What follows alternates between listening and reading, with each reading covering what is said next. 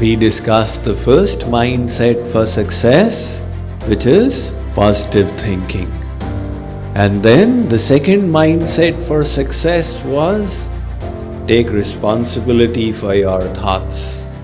The third mindset for success was inspiration, become inspired.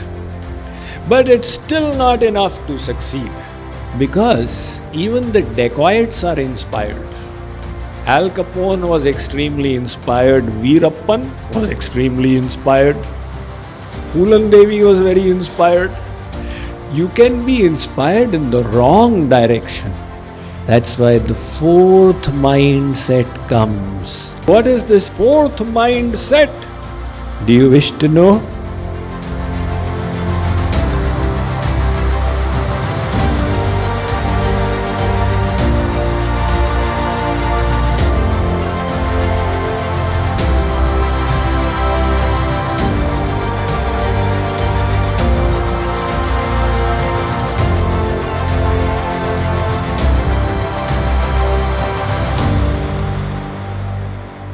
We discussed the first mindset for success, which is positive thinking. And then the second mindset for success was take responsibility for your thoughts.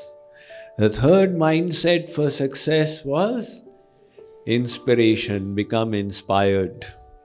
Now the fourth mindset is purify your intention. A few years ago, there was a big scam in the Indian corporate world.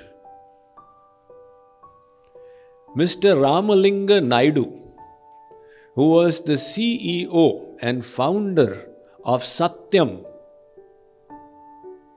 he was found to have siphoned off $1.3 billion, which was about 10,000 crore rupees, with the help of which he had villas in 63 countries, and he had 15 cars including BMWs and Mercedes.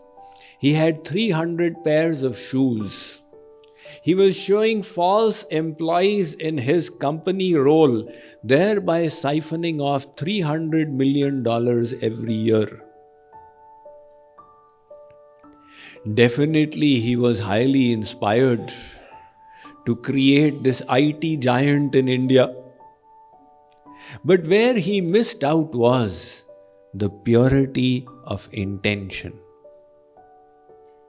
So if we wish to succeed as a human being, and if we wish to succeed in the eyes of God, we need to see what is the intention behind our efforts and the intention behind our works.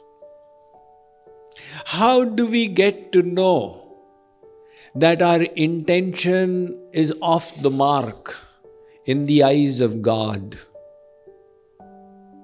How do you know that your intention is not pure? God has created a parameter within which will ring the bell.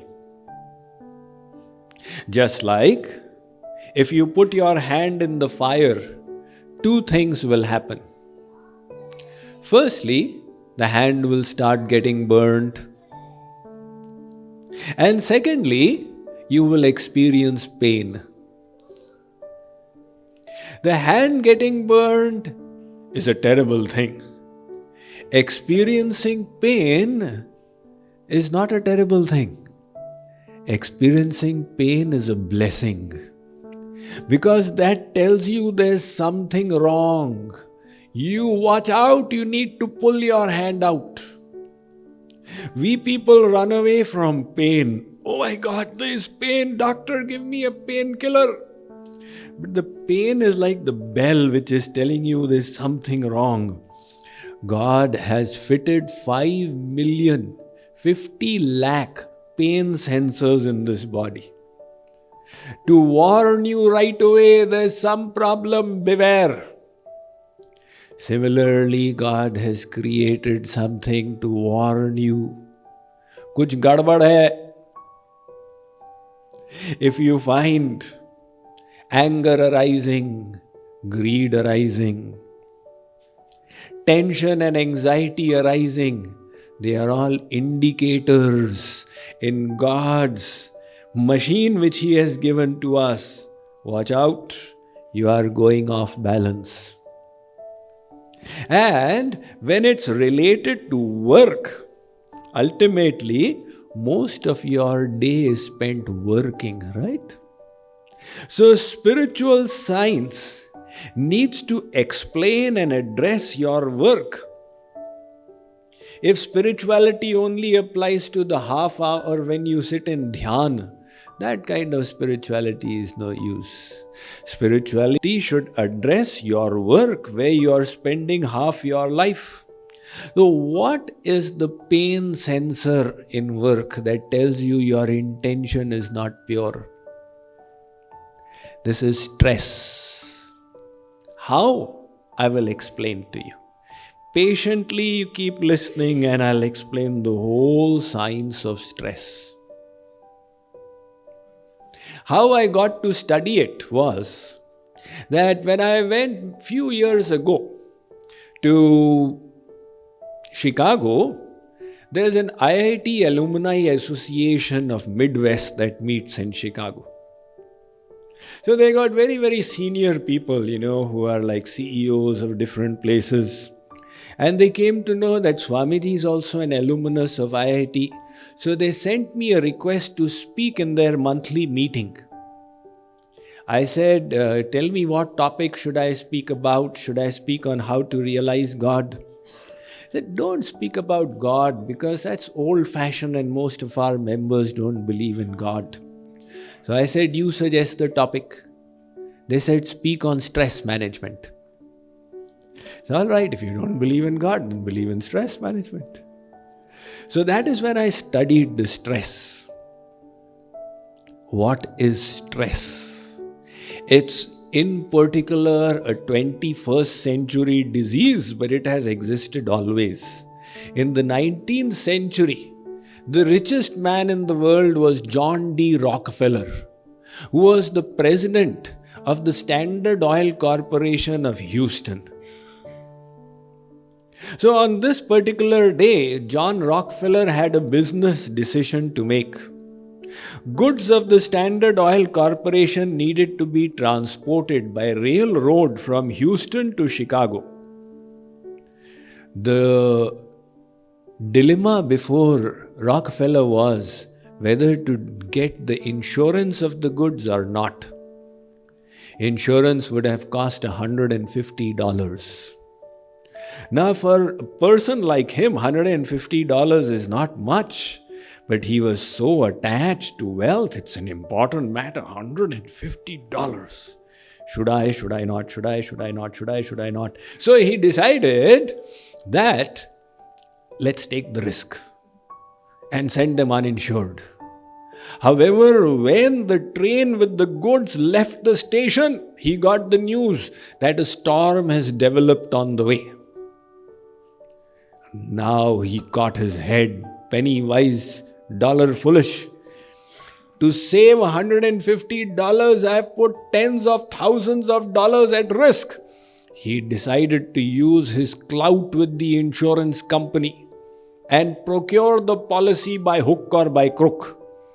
So the insurance corporation had closed their office for the evening, but he used his influence to get them to come back and open the office and give him the insurance illegally after the goods had departed. By midnight, he walked out of the office with glee on his face, with the insurance policy in his hand. The next morning, at 9 o'clock, he got the news that the train had reached safe and sound. He had wasted $150. Now the loss of a tiny fortune for him created almost a heart attack. He was so stressed out. He just kept pacing up and down his office room till 2 in the afternoon. That kind of stress which was building up in Rockefeller began to tell on his health. And doctors told him that if you don't change your lifestyle, you will not survive for more than 3 years longer. At that time, he made a big decision.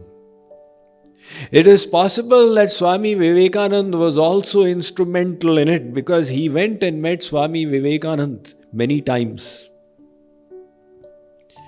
He started engaging in philanthropic work and started the Rockefeller Foundation, which did philanthropy, charitable works throughout the world. John Rockefeller continued to live for another 25 years. This story is from the 19th century, and today we are in the 21st century. The world has speeded up beyond everyone's wildest imagination. With the help of mobiles and pagers and Skype and Viber and WhatsApp and emails, etc., until practically everybody is feeling stress. In particular, this is called the executive's disease. Executives are more vulnerable to stress. And what is the consequence of stress? It first of all disturbs the peace of the mind. And secondly, it affects the health. It leads to hypertension, weakness of heart, ulcers, acidity, disruption of digestion, and so many problems.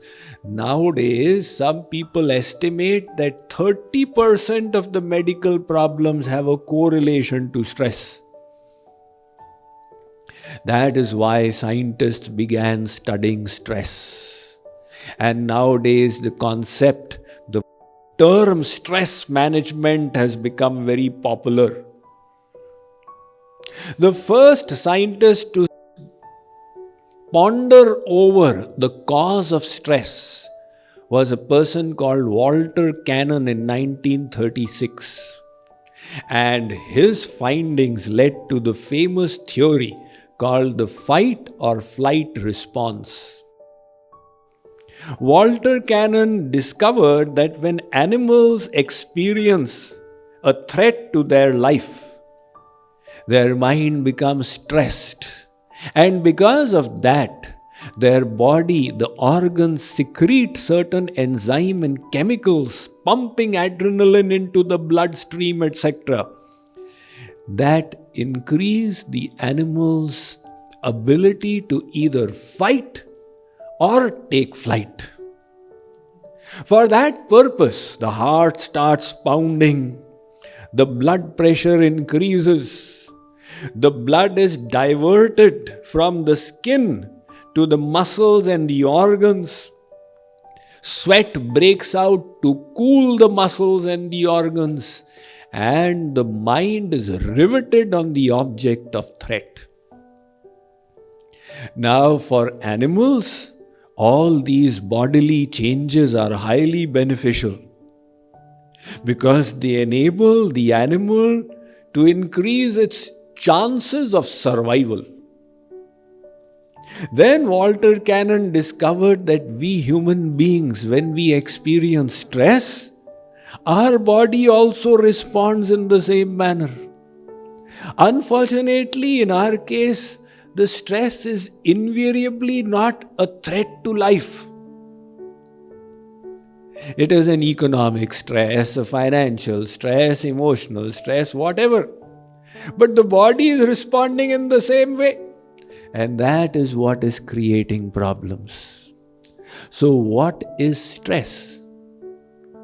To an engineer, and many of you are engineers here, stress is the force in a machine part, in a beam, in an engine, in a structure that tends to shear it, twist it, turn it, bend it, break it, crush it. But the problem is, we human beings also, when we face the external environment and we perceive the resources I need to handle this situation, financial resources, spiritual wisdom, emotional resources, social resources, physical resources are not sufficient to suitably take care of the external situation I am facing. Our emotional inner personality experiences stress. And that is the problem. So, because stress has become so pervasive and it affects us in so many ways, that is why this question arises, that how to reduce and dissolve stress. There are various techniques being touted in the world. You do Tai Chi, you do yoga, you do meditation, you go for a walk by the seaside, you listen to soothing music. But these techniques that are being taught are presented as cures for stress. A suitable analogy for it is that somebody has got malaria. His fever has gone up. He's got fever. And somebody says, oh, you've got fever. Take a crocin, take a aspirin, etc. It will bring the fever down. It will bring the fever down, but it will not take care of the malaria within. It is only symptomatic. Similarly, all these solutions that are being presented in the name of stress management are taking care of the symptoms but not addressing the disease, the root cause of stress. What is the root cause of stress? Sri Krishna said it 5,000 years ago. Karmannevadhikaraste ma phaleshu kadachana. Arjun, do your duty. Don't be attached to the fruits of your efforts. There is the reason for stress. Why do we become stressed? We don't only do our duty, we become invested in outcomes. ऐसा होना चाहिए, ऐसा नहीं होना चाहिए. This attachment to results is what stresses us. Think about it. Stress is not because of hard work. You can work from morning to night with a song on your lips and no stress at all. Working will not stress you. There are people who work really hard and they're not stressed. They enjoy their work. What stresses you is when the mind is attached to the outcome. One student came to me and they liked the lecture. Then they start doubting.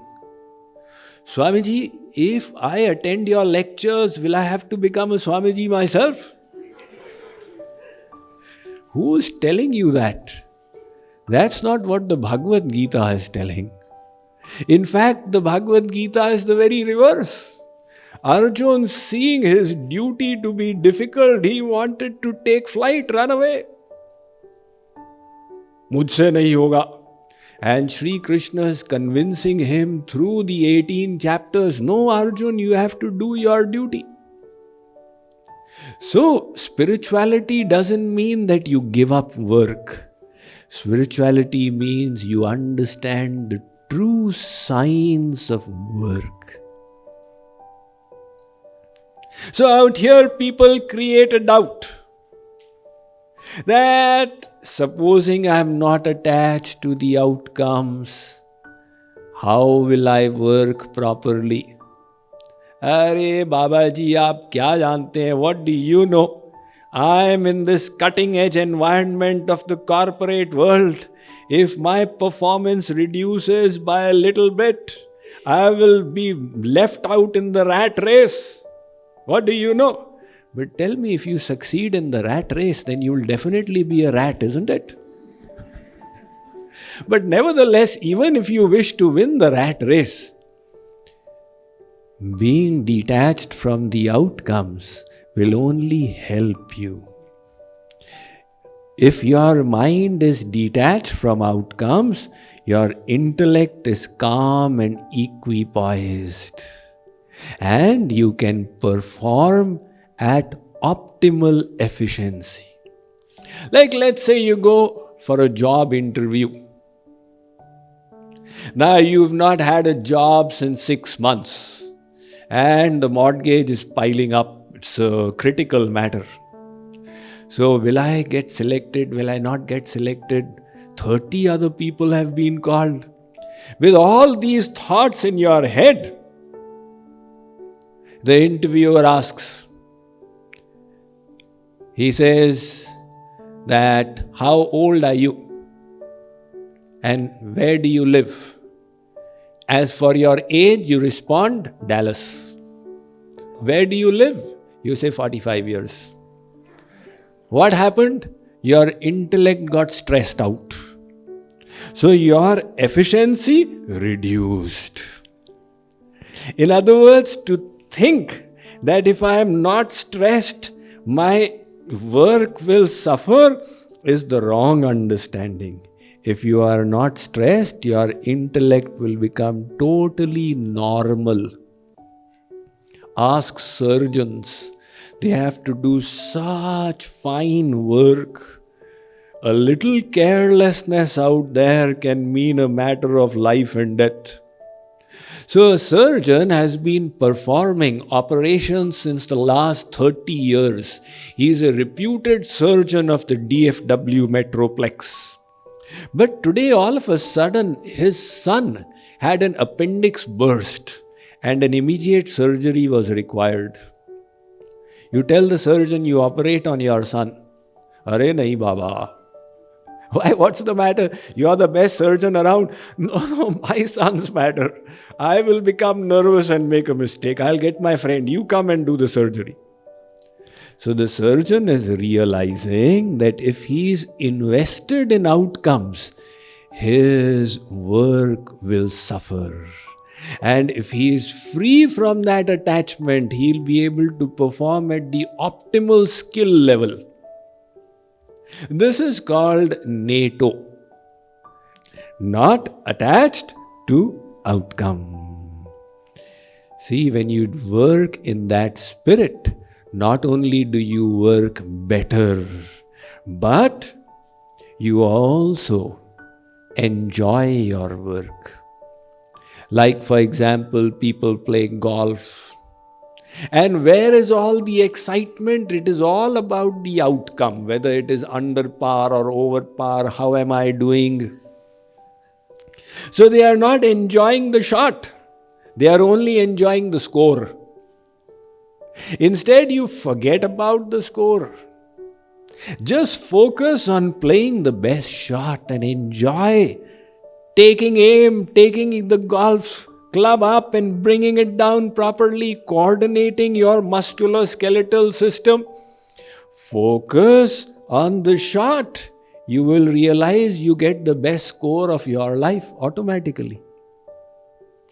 So when Sri Krishna gave us the science of work, this is exactly what it was. He did not ask us to stop working. Stop working is for a few crazy people like myself. But what Sri Krishna is telling you, Yogina karma kurvanti sangang tyaktvatma shuddhaye.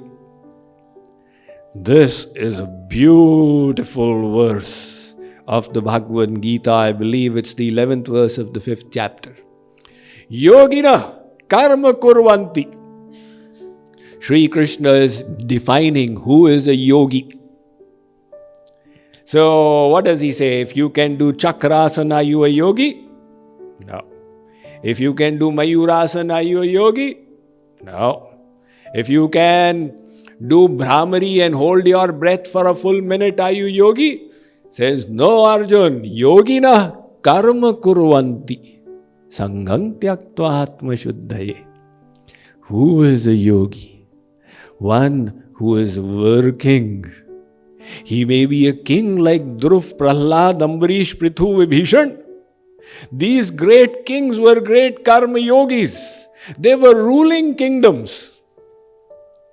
Now to rule a kingdom, you have to do Sam, Dam, Dand, Bhed. Otherwise, how do you keep your kingdom intact? Doing all that, they were still detached from the fruits. These were the yogis according to Sri Krishna, the karma yogis.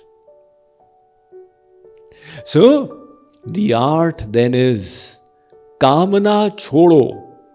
Kam na chodo. Kam is work, right? Kamna is desire. So, kamana chodo, give up desire for the fruit. Don't give up the work that you are doing. Now, give up attachment. How do you give up attachment? This mind is such that the more you say, okay, give up attachment, the more it will get attached. Swamiji said, give up attachment. Whom should I give up attachment to? Where is my mind attached? It is attached to the jalebi. So stop thinking of what? Stop thinking of jalebi. Every time you think of giving up attachment to what? The jalebi will come in your mind. And it will only increase your attachment, not decrease it. So how do you give up attachment? You see, the Bhagavad Gita is so beautiful in its philosophy. It goes far beyond vipassana. Somebody asks, what is the difference between vipassana and the Bhagavad Gita? The vipassana is only telling you to give up, renounce. The Bhagavad Gita is going beyond. It's saying, don't just give up. Attach yourself to God. So you detach from here and attach out here. One is coming from the minus y-axis to the x-axis, and one is going on the plus y-axis. It's not just a question of giving up. It's a question of developing loving attachment to God, and that is karma yoga. So what does the karma yogi do? The karma yogi has detached the mind from here and attached the mind to God. And when the mind is attached to God, then your intention will become pure. How? Whatever you do, don't do it for yourself. Do it for the pleasure of God. He is the enjoyer.